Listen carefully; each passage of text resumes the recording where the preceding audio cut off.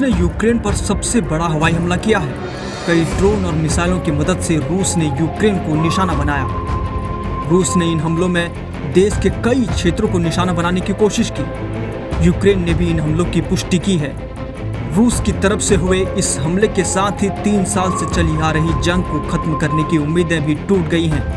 बताया जा रहा है कि यूक्रेन ने रूस की मिसाइलें भी गिराई हैं। यूक्रेन की वायुसेना के हवाले से बताया गया है कि रूस की तरफ से कुल 537 हवाई हथियार दागे गए थे। इनमें 477 ड्रोन और नकली हथियार और 60 मिसाइलें शामिल हैं। यूक्रेन का दावा है कि उसने 249 को ढेर कर दिया है। वहीं 226 मिसाइलें लक्ष्य से भटक गईं। शायद उन्हें इलेक्ट्रॉनिकली जाम कर दिया गया था।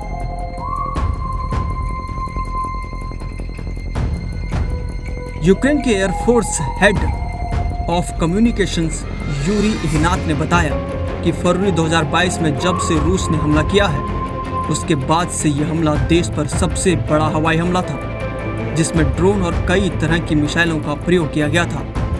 उन्होंने बताया कि हमले में रूस ने पश्चिमी यूक्रेन सहित कई क्षेत्रों को निशाना बनाया, जो फ्रंट लाइन से काफ़ी दूर थे। वायुसेना की तरफ से कहा गया है कि पोलैंड और सहयोगी देशों ने पोलिस हवाई क्षेत्र की सुरक्षा सुनिश्चित करने के लिए जेट्स को भेजा है।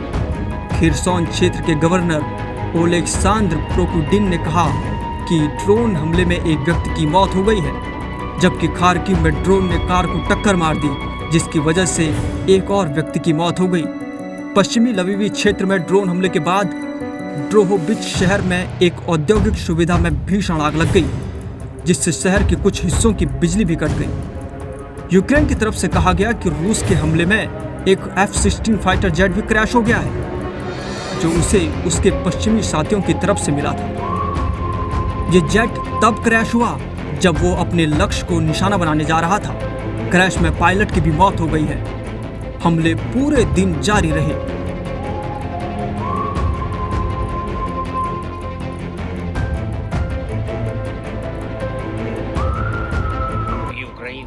हमारे सबसे बेहतरीन पायलटों में से एक यूक्रेनी पायलट मैक्सिम उस्तीमेको को हमने खो दिया है।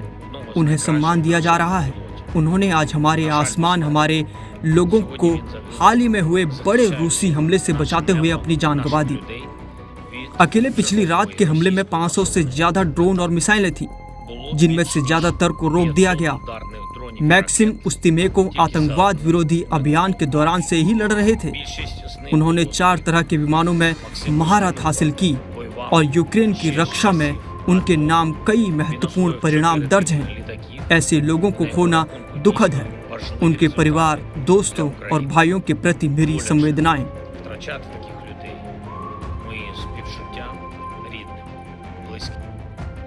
वहीं रूस ने कहा कि उसने डोनेट्स्क में बढ़त हासिल कर ली है।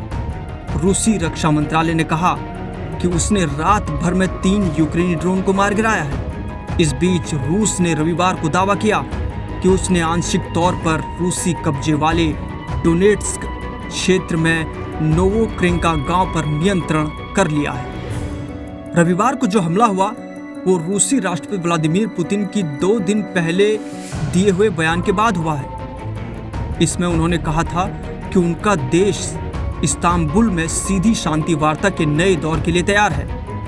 वहीं जेलेंस्की ने यूक्रेन की एंटी लैंड माइन संधि से वापस ले लिया है। यूक्रेनी अधिकारियों ने कहा कि बंदरगाह शहर ओडेसा पर रूसी ड्रोन हमले के दौरान 2 लोग मारे गए और 14 अन्य घायल हो गए।